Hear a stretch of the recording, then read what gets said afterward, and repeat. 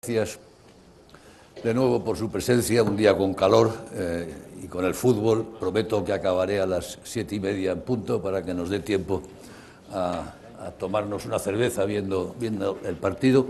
Hoy es la última de las conferencias, mañana hará una sexta a la hora ordinaria, que será un resumen, será un poco un resumen de todo lo que hemos ido viendo desde la perspectiva de Europa, desde la perspectiva de lo que es la historia de Europa y el porvenir de Europa, ¿no?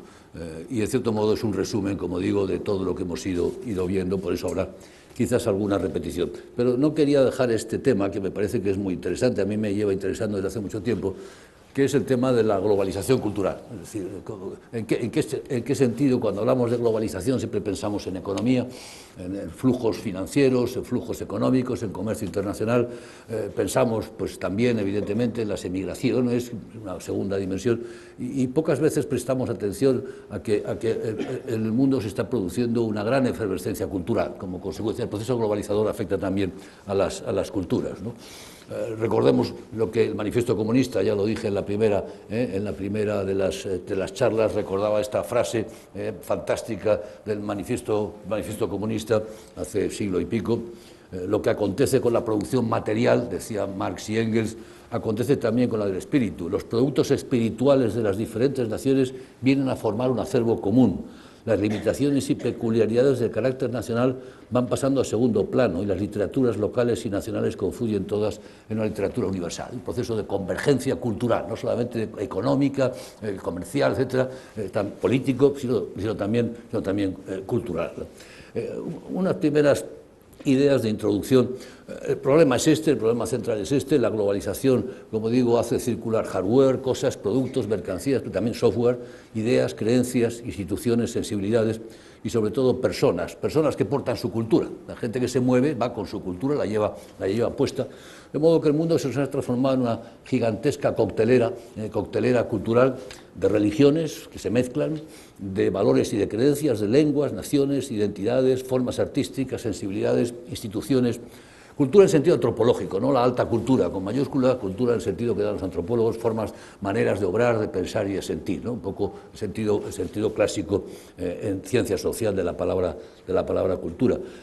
Lenguas, religiones, sensibilidades y creencias que coexisten o conviven. En la cola de un supermercado, en la cola de un cine, en una discoteca, puedes encontrarte un animista, un ortodoxo, uno que habla una lengua, otro que habla la lengua. Están todos coexisten y conviven, ¿no? En las universidades, en las escuelas de Madrid, por ejemplo. Yo recuerdo que hace años visité Nueva York y me contaron que el Board of Education de la ciudad de Nueva York, en la ciudad de Nueva York, en las escuelas se hablaba más de 300 lenguas distintas, y aquello me chocó muchísimo, pero es que las escuelas que tenemos aquí en Lavapiés o las del Raval de Barcelona se hablan 60 u 80 lenguas distintas en este momento. Por tanto, esto es así, esto ya es, el mundo se ha transformado.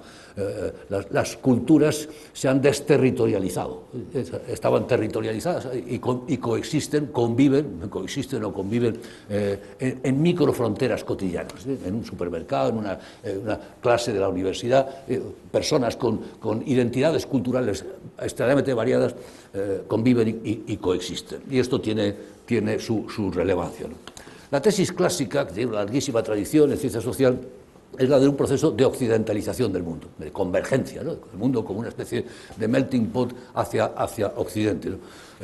La tesis lo que viene a decirnos es que país tras país ha trasladado, se ha movido desde sociedades rurales, sociedades agrarias, sociedades cerradas, tradicionales, a sociedades urbanas, industriales, abiertas e innovadoras. Esto ha ocurrido país tras país a través de procesos de modernización social, de modernización cultural, política y económica, procesos que generan dinámicas de secularización, de racionalización, de desencantamiento del mundo, de tránsito de lo sagrado a lo profano, de desmagización del mundo, de las visiones animistas, clásicas, mágicas del mundo, se arrinconan.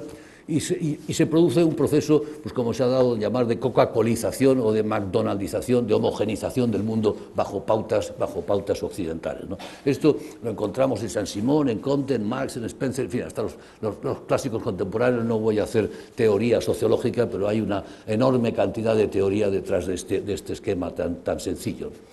Esta es la tesis clásica, ¿no? La antítesis reciente es la de la ensalada multicultural, es decir, en lugar de la homogenización alrededor de la pauta de Occidente, lo que estamos ante un proceso de desoccidentalización, de reflujo de esa expansión europea de la que hablábamos, de la era de Europa, como consecuencia de que, pues evidentemente, de la descolonización, los nuevos estados, identidades autoafirmadoras antioccidentales en todos estos estados, anticoloniales, en Argelia, en África, en todas partes se producen identidades nacionales anticoloniales y por tanto antioccidentales, identidades fuertes que las personas que emigran de esos países llevan consigo a los mismos países occidentales. Cuando vienen los emigrantes, ya lo veremos después, ya no vienen como bárbaros, entre comillas, sino que vienen con sus propias identidades, sus religiones, sus lenguas, y hacen emerger en los países occidentales sociedades multiculturales, de modo que se está produciendo una desoccidentalización de Occidente, como consecuencia de los procesos migratorios. Pues vas a París, vas a Londres y te encuentras procesos de desoccidentalización de Occidente y eventualmente también de choque de civilizaciones, ¿no? Además, se afirma, estamos ante un proceso de retorno de los dioses, un proceso de revival religioso, ¿no? Estuvo muy de moda esto hace pocos años, luego ha perdido fuerza, pero se ha insistido sobre ello. Hay una revitalización de religiones no occidentales, sin duda la más marcada es el Islam, claramente. Ha habido un revival de religiosidad musulmana, también en la India con el hinduismo, y hay un hinduismo muy potente y un nacionalismo hindú muy potente, también en los países occidentales, un fundamentalismo protestante, pensemos en los neocon en los Estados Unidos, un neotradicionalismo en la Iglesia Católica, en el judaísmo, etc. En definitiva, un regreso de las religiones. Esta es la antítesis. Teníamos la tesis, la homogenización, la antítesis es, por el contrario, la diversidad cultural, ¿no?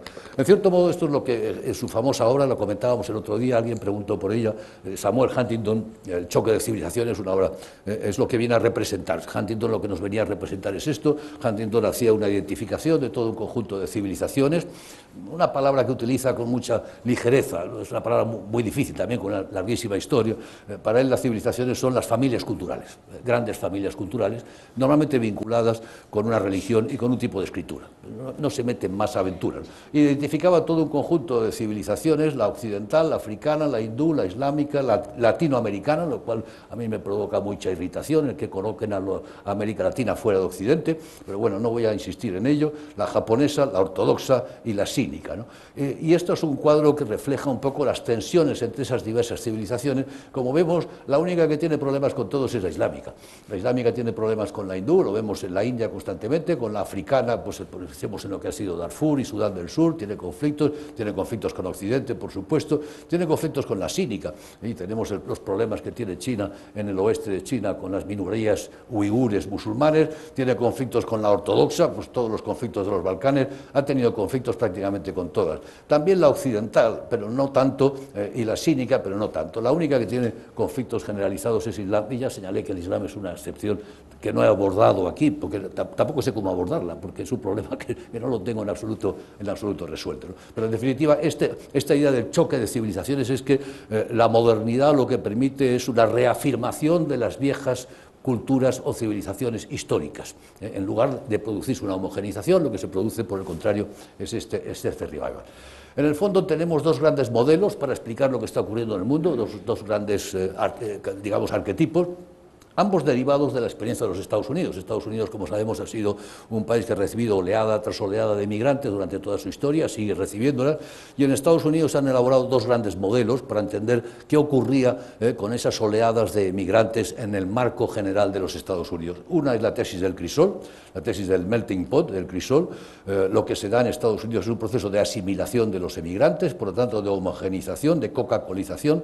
Los emigrantes se van occidentalizando y convergen, de modo que al final lo que tienden es igual cual sea el origen, los suecos, los alemanes, los italianos, los latinos, todos acaban convergiendo y transformándose en un americano más, ¿no? El proceso de la convergencia, el crisol, ¿no? La otra tesis que se elaboró hace los años 50, 60, se empezó a pensar, no, el crisol no funciona, no está funcionando este proceso de evangelización, lo que tenemos es una ensalada. juntos pero no revueltos. Vivimos juntos, no tenemos más remedio, pero no nos mezclamos, no hay proceso de convergencia, hay un proceso más bien de diferenciación, estamos ante un conflicto o alianza de civilizaciones, la divergencia se mantiene. En definitiva, las diversas minorías mantienen sus identidades, sus lenguas, sus culturas y sus religiones y no convergen en el melting pot americano.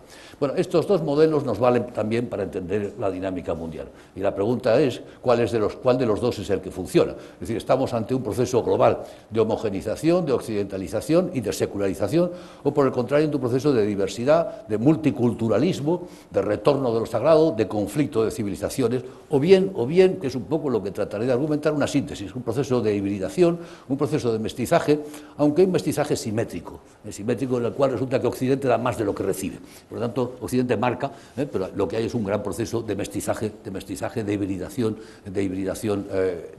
global, ¿no? Bueno, el esquema de la charla es este. En primer lugar, hablaremos de la diversidad dentro de los estados o de los países y, en segundo lugar, la diversidad entre estados y países. ¿Por qué esta distinción? Porque veremos que lo que ocurre en los países es distinto de lo que ocurre en el mundo en su conjunto. Esto ocurre muchas veces y nos dejamos llevar por esta imagen, lo que ocurre dentro de los países, que es lo que vemos, y pasamos por alto lo que ocurre en el mundo en su conjunto. Y para analizar el mundo en su conjunto, lo que analizaremos es una serie de indicadores, una serie de elementos sobre los que podemos cuantificarlos. Tenemos una cierta métrica, hablaremos de qué está ocurriendo con las religiones en el mundo, con los valores y con las creencias, con las lenguas y con las instituciones, y luego pues sacaré algunas conclusiones. Diversidad dentro de los estados, ¿no? Bueno, la característica histórica de los estados es un proceso de homogenización. En eso los estados soberanos se han caracterizado desde los estados absolutos por un proceso de homogenización hacia adentro, de imponer un conjunto de lenguas, pautas, etcétera, pues un solo derecho, evidentemente, una sola religión, cuyus regio y es religio, si el rey es tal, esa es la religión oficial del estado, una sola lengua, evidentemente, los estados tratan de imponer una sola lengua, una sola moneda, pesos y medidas homogéneas, una administración pública homogénea, un sistema de transportes y comunicaciones abiertos hacia adentro que articulan ese Estado, ese país, esa sociedad, pero a su vez con fronteras externas frente al resto, ¿no? Por lo tanto, la articulación interna de los Estados lo que genera es un solo demos, un solo pueblo con una única cultura y un único Estado. En definitiva, lo que acabamos llamando el Estado-Nación. El Estado-Nación es que la ideología del Estado-Nación, que es una ideología, en el sentido de falsa conciencia, pero está muy extendida, lo que nos dice es que si hay Estado debe haber una sola nación, y si hay una nación debe haber un solo Estado y una sola lengua, ¿no? Estado igual a nación o igual a lengua, que es una ecuación que podemos leerla de abajo arriba, del Estado a la lengua o de la lengua hacia arriba. Nos dice al final lo mismo, pero son dinámicas totalmente contradictorias. Es decir, el franquismo nos decía solo hay un Estado, para que solo haya un Estado debe haber una sola nación, y para que haya una sola nación debe haber una sola lengua, que es el castellano y ninguna otra. Bueno, los independentistas o los nacionalistas lo que nos dicen es al contrario. Como tenemos una lengua, somos una nación, y como somos una nación, debemos de ser un Estado. Es la misma lógica, que va de abajo arriba o de arriba abajo. La lógica de imponer desde el Estado una sola lengua para tener una sola nación, o que, como tenemos una lengua, ya somos una nación y por lo tanto tenemos derecho a ser Estado. Es la experiencia europea. En buena medida, el modelo francés es un modelo que va del Estado hacia abajo. La monarquía absoluta impone el francés y todo un conjunto homogeniza.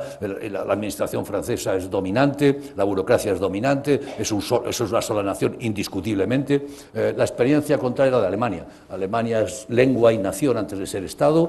Recordemos los discursos de la nación alemana de Fichte, comienzos del 19, no llega a ser Estado, sino con la unificación de Bismarck muy después. De modo que la experiencia alemana es que primero hay la lengua genera la nación y la nación acaba produciendo el Estado. Pero el resultado es el mismo, el resultado es que hay un pueblo culturalmente homogéneo. Bien porque vamos de arriba abajo, de abajo arriba, al final hay un Estado y una nación, y la nación se corresponde con el Estado y el Estado con la nación. ¿Qué es lo que ocurría? Bueno, esta ideología se pudo sustentar cuando había pocos estados y básicamente europeos, estados bien articulados, bien construidos. El proceso de universalización de la forma Estado, ya lo hemos visto en algún momento, cuando se crean las Naciones Unidas son 55 estados, ahora somos 193 en Naciones Unidas, unos 200 en el mundo, se han multiplicado los estados. ¿Cuál ha sido el resultado? el Estado-Nación es ya claramente la excepción. Seguimos pensando en términos de Estado-Nación, pero la realidad es que en este momento hay algo más de 200 estados, muchos mal trazados, como sabemos, trazados en relaciones diplomáticas, en mapas, con conferencias internacionales. África se distribuye entre los estados y las fronteras entre los estados se trazan prácticamente sobre un mapa. Hay, sin embargo, miles de naciones o de etnias. Solo en la categoría de pueblos indígenas se estiman más de 5.000 en 72 países. Por lo tanto, ¿cuántas naciones hay en el mundo? Pues muchos miles, no sabemos, pero muchos miles de naciones. Y finalmente, lo sabemos, hay no menos de 6.700 lenguas censadas. Por tanto, el número de lenguas es enorme, el número de naciones es enorme, lo que da una media mundial de 30 lenguas por país, 30 lenguas por país como media, y otras tantas etnias o más incluso por país. Nos encontramos, pues, en este momento con una fuerte tensión entre nación homogénea, culturalmente homogénea, y Estado. La mayoría de los estados hoy son multiétnicos o plurinacionales. La mayoría, la inmensa mayoría de los estados engloban dentro varias naciones, varias etnias y varias lenguas. Viceversa, también numerosas etnias o naciones son multiestatales, están distribuidas entre varios estados. Ocurre por todas partes, ocurre en África, ocurre aquí también, pensemos en los vascos, etc.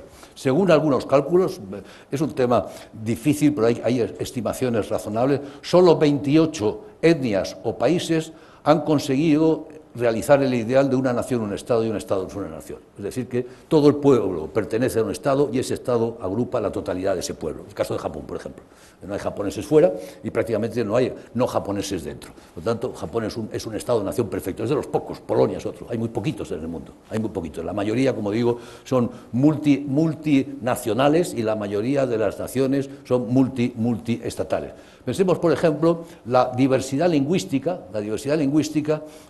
países con homogeneidad lingüística, países en los que realmente la mayoría de la población habla muy pocas lenguas, 3 lenguas, por ejemplo, living languages, 3 lenguas, y son todos países muy pequeñitos: Islandia, Malta, Tonga, Túnez, Jamaica, las Maldivas, Burundi. El primer país con fuerte homogeneidad lingüística grande es Corea del Sur, con 42 millones, y tiene Corea del Norte del otro lado, ¿no? Por el contrario, lo que nos encontramos con numerosos y enormes países con altísima diversidad lingüística interna. En Papúa Nueva Guinea, que son 3.600.000 personas, se hablan 820 lenguas. 820 lenguas, esto no es broma, ¿no? En Tanzania 128, en el Chad 133, en la República del Congo 216, en la India 427, ¿no? Sobre 900 millones. Como vemos, la inmensa mayoría de los países tiene una diversidad lingüística enorme. ¿Qué quiere decir eso? Que si realmente cada lengua diera origen a una identidad nacional, que diera origen a un Estado, los 200 estados que tenemos se nos transformarían en varios miles y el mundo sería perfectamente ingobernable. Por lo tanto, la idea de que una lengua crea una nación y una nación tiene derecho a un Estado, tenemos que rechazarla porque no es viable, ¿no? Esto es lo que llama el índice de fraccionamiento etnolingüístico mundial. El índice de fraccionamiento etnolingüístico lo que mide es la probabilidad de que 2 personas sacadas al azar de un país, tiro al azar y saco 2 personas, pertenezcan a grupos etnolingüísticos distintos. Como vemos, hay países, Corea, en los que prácticamente es 0, si saco 2 coreanos al azar, seguro que pertenecen al mismo grupo etnolingüístico, pero si me voy a Uganda, a los países que decía anteriormente, en Uganda probablemente la probabilidad es un 90%. Si saco 2 ugandeses al azar, la probabilidad de que pertenezcan a grupos etnolingüísticos distintos es del 90%. Y como vemos, la distribución del mundo es prácticamente el 50%. Es decir, si yo cojo un país del mundo al azar y saco de ese país 2 personas al azar, la probabilidad de que pertenezcan a grupos etnolingüísticos distintos es del 50%. Es como tirar una moneda al aire. Esto nos da una idea. Con esto lo que pretendo es resaltar esa enorme diversidad lingüística y cultural del mundo. Enorme diversidad lingüística y cultural del mundo. Bien, a esto, que es la diversidad resultado de la historia de todo el mundo, que está ahí, debemos añadir los efectos de las emigraciones en el mundo. Emigraciones, en este momento son más de 200 millones de personas emigrando, hay alrededor de 200 y pico millones de personas que viven en países que no son sus países de origen. Es un porcentaje muy pequeño, el 3 y pico por ciento, pero hacen mucho ruido y hacen una presencia muy importante y muy visible. De modo que a la vieja diversidad étnica o tribal de los nuevos estados, pensado en África o en Asia, tenemos que añadir la nueva diversidad de los viejos estados, consecuencia de la migración que se nos viene dentro. Es decir, concretamente 127 millones de inmigrantes en los países desarrollados, concretamente en Europa 69 o 70 millones, en Estados Unidos 50 millones. Es decir, vienen los inmigrantes aquí y nos traen su diversidad, de modo que a la diversidad tradicional que existía, en España había 3 lenguas, tenemos que añadir la diversidad de las oleadas diversas de migrantes que vienen a incorporarse. De las más variadas procedencias, aquí tenemos la procedencia de los emigrantes de la Unión Europea y los tenemos de todas partes. A Europa han venido gente de todo el mundo, y lo mismo podríamos decir en el caso de Estados Unidos. A Europa vienen, por ejemplo, 2.200.000 del África subsahariana, 2,5 millones de Sudamérica, 5.300.000 de Europa Oriental, 4.800.000 de Oriente Medio, de todas partes, de todas partes.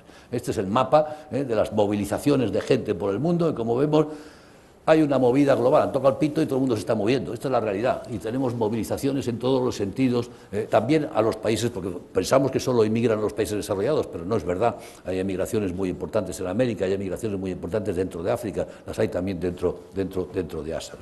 ¿Cuál es la consecuencia de esta nueva multiculturalidad, consecuencia de la inmigración? Bueno, evidentemente la emergencia de ciudades multiculturales, ciudades donde conviven, como señalaba anteriormente, y coexisten individuos pertenecientes a religiones, a lenguas, a identidades culturales muy distintas, y aquí tenemos pues algunas de ellas, daba los datos antes de Madrid, ¿no? El caso de España. En España tenemos emigraciones del norte, del sur, del este y del oeste. Tenemos una minoría muy importante de rumanos del este, una minoría muy importante de marroquíes del sur, una mayoría muy importante de ecuatorianos del oeste y una mayoría muy importante de jubilados británicos del norte. Han venido de todas las direcciones, 360 grados, y hay gente circulando por España en este momento. Añadimos a ello la menor propensión del emigrante a ser asimilado, la menor propensión actual. Anteriormente el emigrante emigraba, rompía sus relaciones por completo con el lugar de origen, buscaba la integración, buscaba asentarse en el lugar de recepción. Eso cada vez es menor. Hay una menor propensión subjetiva a integrarse. ¿Por qué? Pues por varias razones. La primera es que las minorías devienen menos minoritarias por su simple acumulación numérica, mientras que la mayoría es menos mayoritaria. En Estados Unidos los WASP blancos pronto serán un 50% y pasarán a ser una minoría más. Y los hispanos ya son 50 millones y pasarán a ser un 20 y tantos %. Es decir, cada vez las minorías son menos minoritarias y las mayorías son menos mayoritarias, y por lo tanto el escenario social es un escenario más variado. Añadamos la mayor presencia política de los países de origen de los inmigrantes. Tienen embajadas, tienen consulados, la nacionalización de sus estados, la autoafirmación de sus regiones culturales, como ocurre con el Islam. Todo ello refuerza la identidad cultural del inmigrante y la autoestima. No emigra como un bárbaro ignorante que busca la civilización, emigra como otra persona que tiene su propia identidad, su cultura y su lengua, y que quiere ser respetado en esa identidad y en esa cultura. Lo conseguirá o no lo conseguirá, pero en buena medida esta es la actitud actual. Por lo tanto, menor propensión subjetiva. Y finalmente, no olvidemos los nuevos medios de comunicación, la televisión, Internet, los vuelos baratos, que hace que los emigrantes nunca rompan los vínculos de origen con sus países de origen. Regresan, hablan con ellos, los llaman por teléfono, es decir, no se incorporan plenamente porque rompen las raíces, sino que mantienen la conexión. De modo que, como digo, a los viejos estados multinacionales tenemos que añadir la nueva multiculturalidad que ha aparecido en los países occidentales. Esto, por ejemplo, simplemente es un dato. En Estados Unidos, el índice de asimilación, como ha ido cayendo desde 1900 hasta el año 2000. En 1900 estaba en el 55%, ahora ha bajado al 35%. La tendencia del emigrante a ser asimilado ha decrecido. Esto es, por ejemplo, lo que está permitiendo que se mantenga en Estados Unidos una amplia minoría hispana, el que la tendencia a la asimilación se ha reducido. Con 4 pautas de coexistencia microterritorial, es decir, esto es lo que ocurre ahora, sales a la calle y te encuentras estas 4 pautas de coexistencia microterritorial sobre los territorios pequeños. Por una parte, la integración o incluso la asimilación en la cultura occidental, se produce en algunos sectores, la tolerancia mutua, yo te respeto y tú me respetas, un mutuo racismo, doble racismo y un proceso de fertilización cruzada, un proceso de mestizaje, de aprendizaje mutuo. Yo aprendo de ti, tú aprendes de mí. Y todas estas pautas de microcoexistencia se dan en todas las sociedades. Es muy interesante porque cuando uno pregunta en los países ¿qué es lo que divide a la población de los países? Básicamente salen dos digamos, elementos de división de las sociedades de todos estos países, ¿no? El primero es la gente que tiene diferentes visiones políticas, la vieja discriminación o diferenciación o clivage ideológico, y la segunda entre los inmigrantes y la gente local. La divisoria entre migrantes y nativos empieza a ser en todos estos países, estos son países, Francia, Gran Bretaña, Alemania, Italia, divisiones en Suecia, divisiones más importantes que las divisiones ideológicas. Es decir, en Occidente, en los países occidentales en este momento, ese clivage entre migrantes y nativos es más importante, que es un clivage identitario claramente, es más importante que la divisoria ideológica clara entre pobres y ricos, por ejemplo, que ya no tiene extraordinariamente between rich and poor, muy poca relevancia, o entre diferentes religiones. Consecuencia, se ha multiplicado claramente la diversidad dentro de los estados. Ya existía esa enorme diversidad en los nuevos estados, consecuencia de los procesos descolonizadores, países pues eso, con 400 lenguas, 600 lenguas, había una enorme diversidad interna, pero esa diversidad la hemos importado en buena parte a través de los procesos migratorios y nos ha multiplicado la diversidad. Basta ir a París y pasar al metro, o irte a Londres, o irte a Nueva York, o irte a cualquier ciudad importante del mundo y lo que percibes, Madrid, cómo ha cambiado el escenario cultural de la ciudad, te vas al metro, te vas a un autobús y la situación ha cambiado radicalmente. Estamos en sociedades en las que hay una enorme diversidad étnica, nacional, lingüística y también religiosa. Por lo tanto, la diversidad dentro de los estados ha crecido. ¿Qué ocurre, sin embargo, en el mundo en su conjunto? Pues veremos que la tendencia en el mundo en su conjunto es la contraria, es justamente la contraria. En principio, de nuevo teníamos la idea del crisol, la tendencia secular a la homogenización, la expansión occidental sobre el mundo, 1450, 1950, da lugar a los imperios occidentales, al colonialismo y a un proceso de occidentalización cultural, voluntaria o forzada, pero un proceso claramente de occidentalización cultural. España, lo vemos, en América Latina exporta las instituciones occidentales, Francia lo hace en África, etcétera, etcétera.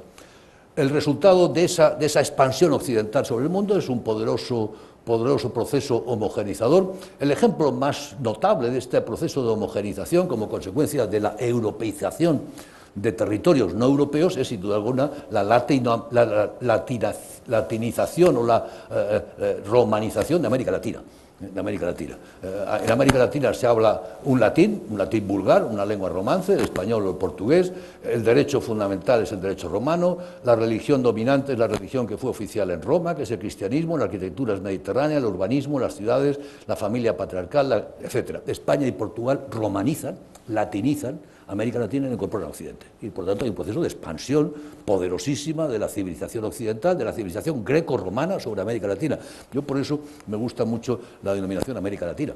Ya sé, muchos no les gusta, que prefieren hablar de Hispanoamérica, de Iberoamérica. A mí me parece que es muy adecuada, porque en el fondo lo que Portugal y España hicieron en América Latina es latinizarla, es romanizarla, es incorporarla a la cultura grecolatina, y esa es la tarea que realizaban ahí, de modo que el término hispano o latino no me molesta ninguno de los dos, ¿no?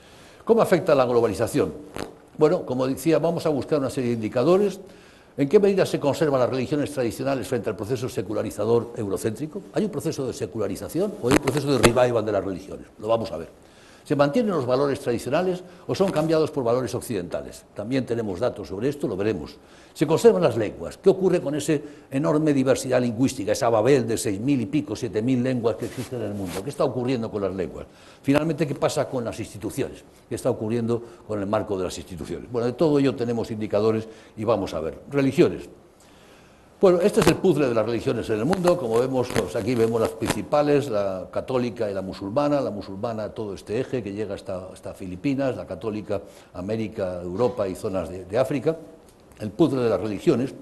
Y vamos a analizarlos con lo que se llaman las encuestas mundiales de valores, las World Value Surveys, una red mundial de científicos sociales que llevan años estudiando el cambio de valores de un modo extremadamente riguroso.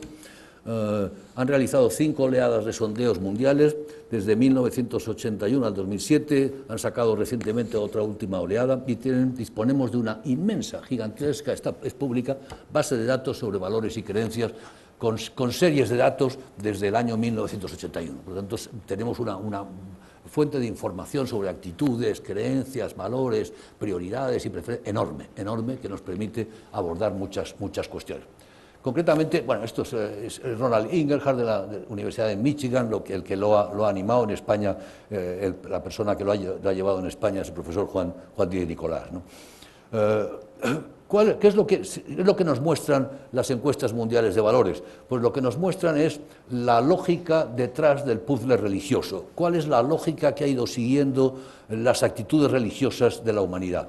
Y si nos fijamos en tres digamos, elementos centrales, ¿en qué medida atienden servicios religiosos al menos semanalmente? ¿En qué medida van a misa o atienden servicios religiosos una vez a la semana? Si rezan a diario y si para ellos la religión es muy importante, y lo que vemos es que en la medida que pasamos de sociedades agrarias a industriales, a postindustriales, todas las actitudes, creencias religiosas decrecen dramáticamente. En las sociedades agrarias el 44% rezan diariamente, posteriormente pasa a ser el 25% y en las postindustriales es el 20%. Rezan diariamente, 52, 34, 26. La religión es muy importante, 64, 34 y 20. Proceso clarísimo de secularización. ¿Al ritmo de qué? Al ritmo en el cual las sociedades van pasando de ser agrarias y tradicionales a industriales y industriales a postindustriales. Ese cambio arrastra y genera cambios radicales en las actitudes religiosas. Este es otro dato, es el mismo resultado pero de otra fuente, de Pew Global Attitudes Project. Esta es la renta per cápita y esta la Score on Religiosity, aquí arriba los más religiosos y abajo los menos religiosos. Y como vemos claramente, a medida que aumenta la renta per cápita, la religiosidad disminuye. La mayor parte de los países muy religiosos, con alta puntuación en religiosidad, son países pobres. Hay una excepción que veremos, que es siempre Estados Unidos, que mantiene un alto nivel de religiosidad, a pesar de ser uno de los países más ricos. Es un país singular en esto, pero como vemos, la mayor parte de los países europeos ha habido un proceso de secularización aceleradísimo. Esta es otra fuente que nos dice el mismo resultado. Por ejemplo, la secularización en Europa. Pensemos, yo que sé, cojamos Francia, participación religiosa del 23% en el 70 al 5%, Bélgica del 52 al 10%. Así todo. Italia se ha mantenido un poco más, 56-39, pero pensemos, por ejemplo, yo que sé, en Gran Bretaña del 16 al 4, en España del 47 al 20 y sigue cayendo. El proceso de secularización es un proceso aceleradísimo. Religiosidad en España, son datos del CIS. Católicos no practicantes, pues eran el 35, están ya por encima del 50. Católicos practicantes eran el 60, han descendido prácticamente a poco más del 20, y los no religiosos también han ido creciendo aproximadamente. Sí, ha habido una pérdida de preferencia. Esta es la religiosidad por edad. Como vemos, en los más jóvenes el porcentaje de ateos y no creyentes es muy superior. En los mayores no, en los más de 65 años ocurre lo contrario, pero a medida que descendemos en edad, el porcentaje de ateos y no creyentes se va creciendo, ¿no? ¿Cuál es la relevancia que tiene la religión en la vida cotidiana? Es muy alta. ¿En qué países? Etiopía, Senegal, Indonesia, Uganda, Pakistán. ¿Dónde es muy baja? Pues en China, que lo veremos. China es un caso, es el país más descreído del mundo, pero inmediatamente Japón, Francia, el Reino Unido, España, Alemania, Ucrania, Italia, países desarrollados. Como vemos, la influencia de la religión en la vida cotidiana ha descendido dramáticamente en los países más desarrollados, ¿no? La excepción asiática. ¿Dónde están distribuidos los no afiliados, los agnósticos? En Asia-Pacífico, fundamentalmente en Asia-Pacífico, que es una región descreída. Los países menos religiosos, China, el menos religioso de todos, claramente. Un país de un materialismo intramundano, una visión claramente intramundana, nada trascendente. Conclusión, el proceso secularizador continúa aceleradamente en Europa, más lento en Estados Unidos, pero también tengo datos de Estados Unidos y ponen de manifiesto cómo ha caído la relevancia de la religión, muy marcado en Asia, y el motor es lo que decía Marx, lo que llamaba Marx la influencia civilizadora del capital, la influencia civilizadora de la modernización económica. La modernización económica, a medida que se transita desde sociedades agrarias a industriales y a postindustriales, el proceso secularizador se ve enormemente acelerado. De modo que sí, hay una convergencia Hay una convergencia en actitudes seculares, racionales en el mundo, que vamos a ver inmediatamente cuando veamos los valores y las creencias, ¿no? Los estudios de Inglehart, que hablaba anteriormente, nos dicen que a lo largo de los últimos años ha habido en el mundo dos tránsitos, dos cambios de valores muy importantes, de sociedades tradicionales, autoritarias, a sociedades con una autoridad legal racional. Esto es un primer proceso de modernización. Y luego hay un segundo proceso de posmodernización desde sociedades materialistas, sociedades de escasez, a sociedades de abundancia y posmaterialistas. Este es el segundo tránsito, ¿no? Las sociedades tradicionales enfatizan la religiosidad, el patriotismo, la autoridad y la obediencia y la familia. Las racionales modernas, todo eso se ve devaluado claramente, y a su vez en el tránsito de materialistas a posmaterialistas lo que crece es la libertad, la autoexpresión, el inconformismo, la autodirección y también la confianza humana. Son dos, por lo tanto, tenemos como tres constelaciones de valores: los tradicionales, los modernos legal racionales y finalmente los posmaterialistas, ¿no? En el fondo, la evolución es desde unas actitudes de constreñimiento, aceptar creencias, valores y pautas de conducta impuestas en sociedades disciplinadas, de escasez, duras, a la autolibertad. Sociedades, autolibertad, autoexpresión en sociedades de abundancia. Este ha sido, por tanto, el desarrollo humano es de situaciones de constreñimiento a situaciones de elección y de mayor libertad, ¿no? Pues bien, cuando se sitúan a los países del mundo en estos dos ejes, resulta este cuadro que es apasionante y que podría estar hablando de él una hora, ¿no? Básicamente lo que aquí es el eje tradicional secular racional, y este es el otro eje, valores de supervivencia o valores posmaterialistas y de autoexpresión, ¿no? Y como vemos, los países del mundo se sitúan en este cuadro de doble entrada, cada uno en una situación en función de unos indicadores, y lo que nos encontramos es que las áreas culturales aparecen claramente identificadas. Tenemos un área cultural islámica, tenemos un área cultural América Latina, países English speaking, Europa católica, la Europa protestante, el mundo confuciano y el mundo ortodoxo. Todos perfectamente ordenaditos, cada uno, como digo, prácticamente en su sitio, ¿no? Esto parece un puzzle también sin mucha coherencia. La coherencia se la da cuando pasamos a este otro cuadro, que no es sino una representación de esto, y lo que vemos es que por debajo de los $2.000 de renta per cápita nos encontramos todo este conjunto de países que están aquí, los países islámicos. A medida que sube la renta per cápita pasamos a otro tipo de actitudes, y finalmente los países más ricos, protestantes, etcétera, nos marcan el máximo de libertad y el máximo de autoexpresión. España está aquí en una posición intermedia, y Estados Unidos, como decía anteriormente, nos lo encontramos con una gran que puntúa muy alto en lo que es la autoexpresión, pero sigue siendo un país extremadamente tradicional y un país extremadamente religioso. Una resistencia en Estados Unidos al proceso de secularización que en Europa ha sido claramente marcado, ¿no?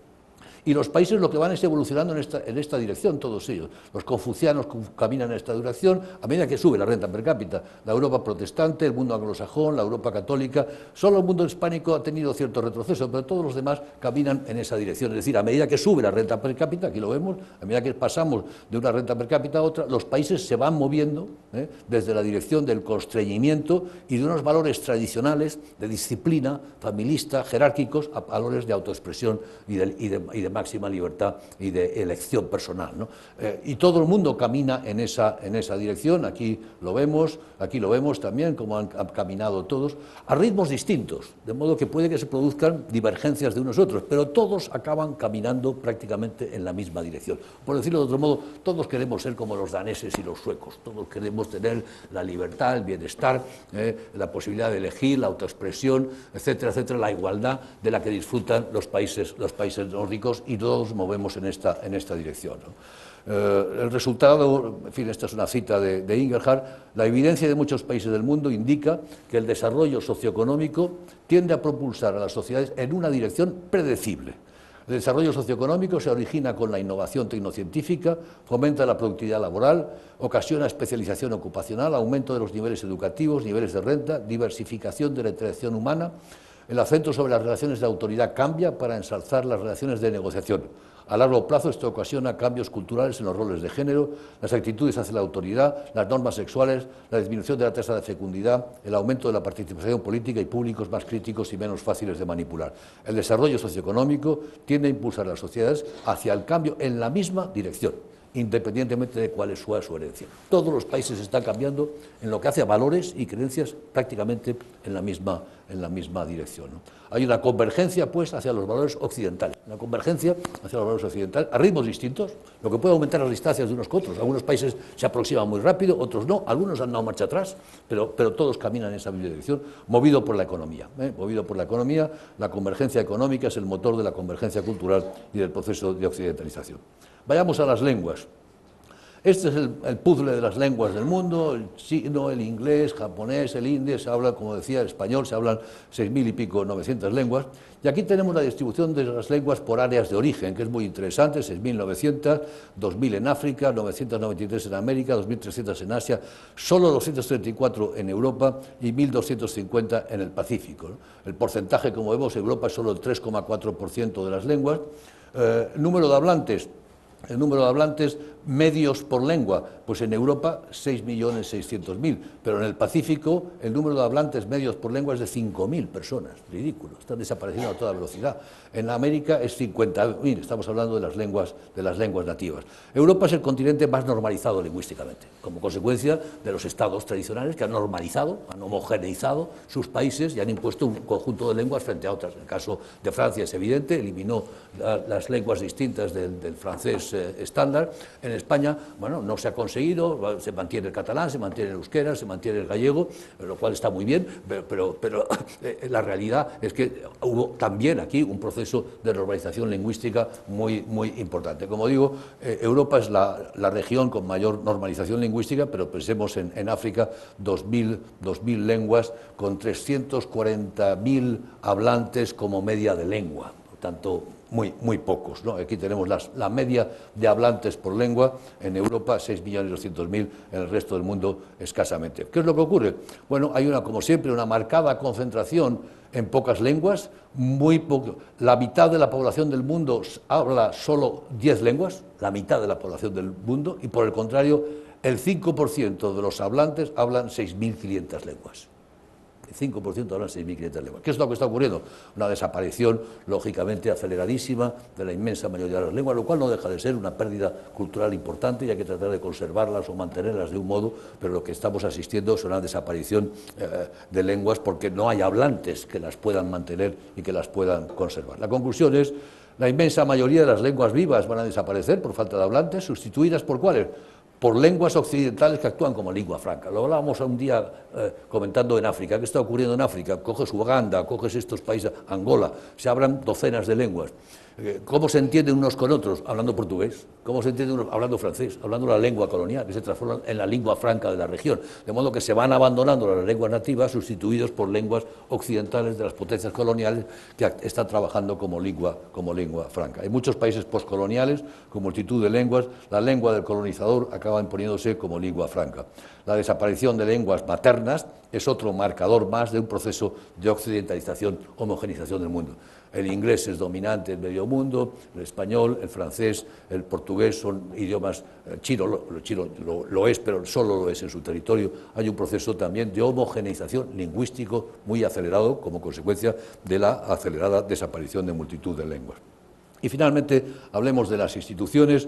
Ya lo mencioné en la primera de las charlas, los tres vectores de esta segunda modernización: el triángulo institucional básico que está articulando el mundo moderno basado en la soberanía del individuo, una institución política que es la democracia, el Estado democrático sobre todo, una institución económica que es la economía de mercado y una institución cultural dominante que es la ciencia, ¿no? En el centro tenemos el ciudadano que se expresa económicamente como productor o consumidor, que se expresa políticamente como elector o como persona a ser elegido y que se expresa en términos culturales dando sus opiniones y compartiendo las opiniones en un ágora abierta, ¿no? La forma económica hegemónica es la economía economía de mercado, no tenemos fórmula alternativa, la forma política hegemónica es el Estado y el Estado democrático, y la forma cultural hegemónica es la ciencia, ¿no?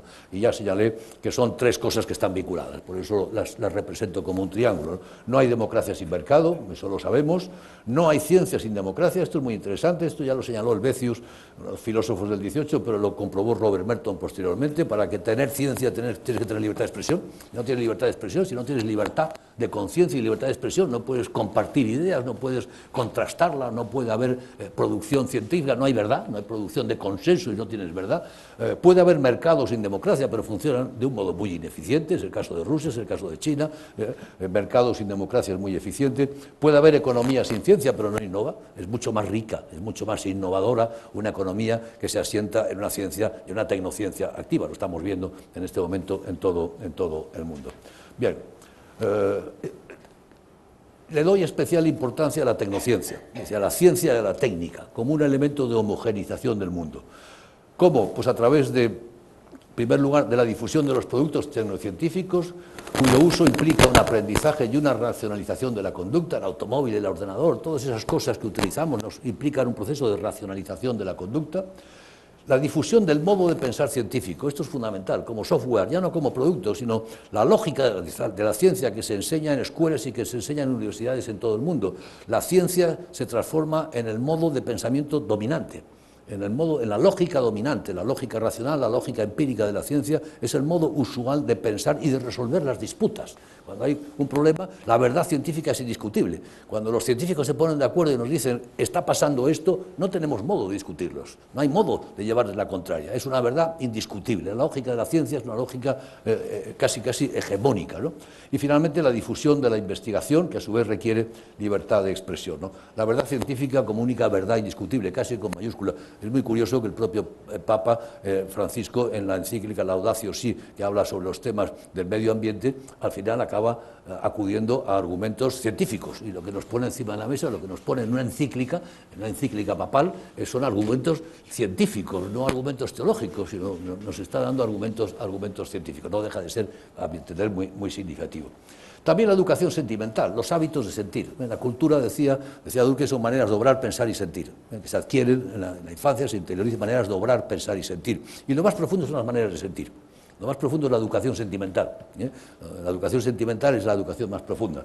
Pues bien, también los hábitos de sentir se occidentalizan. Para mí el caso más representativo, creo que lo comentaba, es el caso de Lang Lang, un pianista chino que fue famosísimo en Occidente, se hizo muy famoso en China. Como consecuencia de eso, los chinos empezaron a interesarse por el piano, un instrumento que estuvo prohibido en la época de Mao. En este momento la cuota de mercado del piano mayor la tiene China, un 70%, pero como consecuencia de ese interés empezaron los niños chinos a estudiar piano, y en este momento se estima que hay no menos de 40 millones de niños chinos estudiando piano, 40 millones de niños chinos tocando. Pero lo interesante no es ese dato, que me parece que es muy revelador y que pone de manifiesto claramente que la siguiente generación de pianistas, pues de pianistas buenos, serán todos chinos, porque no habrá modo de competir con ellos. Lo interesante es que la música que tocan esos 40 millones de niños chinos es Scarlatti o Bach o Chopin o Rachmaninoff. Así que también se emocionan con la música occidental, no con la música tradicional china, sino con la música occidental. Eso me parece más revelador y más interesante que lo otro, ¿no? De modo que nos encontramos ante la emergencia de una única civilización mundial. Todas las civilizaciones, todas las culturas, todas las lenguas están convergiendo, por vez primera, en una única, por vez primera civilización mundial, que se percibe en qué, pues en que todo se homogeniza, las ciudades y los suburbios son idénticos, tanto las ciudades como los suburbios de todo el mundo, los hoteles, los aeropuertos, los restaurantes, las casas, los interiores de las casas, el derecho, los tribunales, la policía, los funcionarios públicos, los parlamentos, el tráfico, las carreteras, los automóviles, los trenes, aviones, oficinas, universidades, escuelas, ordenadores, las camisas, los pantalones, las faldas, los zapatos, todo es igual. Todos vamos con una camiseta, unas zapatillas Nike, unos pantalones vaqueros, en todo el mundo, me es igual donde vas. Sacas una foto de un sitio y no sabes dónde estás.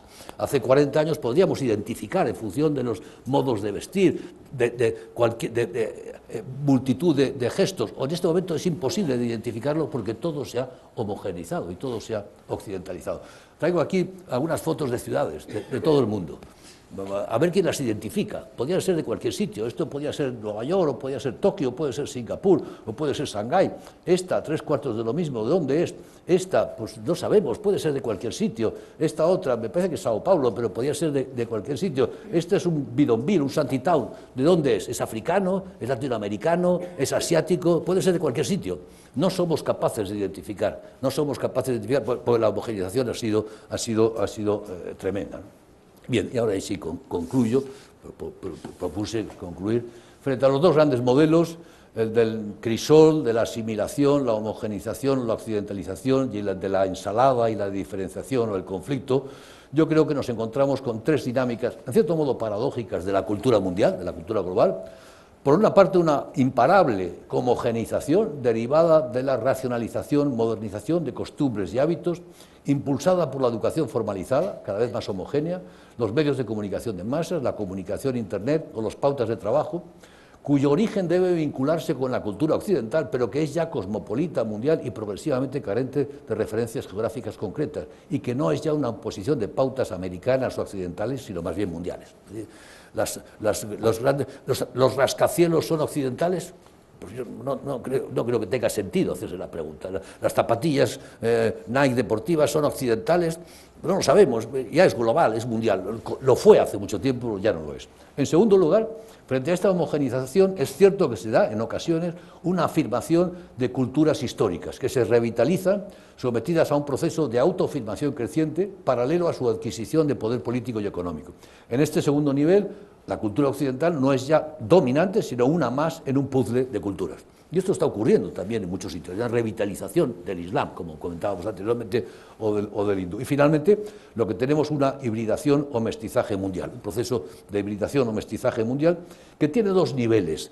Un mestizaje horizontal, especialmente en lo que son pautas, digamos, soft, relativamente simétrico, en la música popular, en la gastronomía, en la artesanía, en la plástica, en la escultura.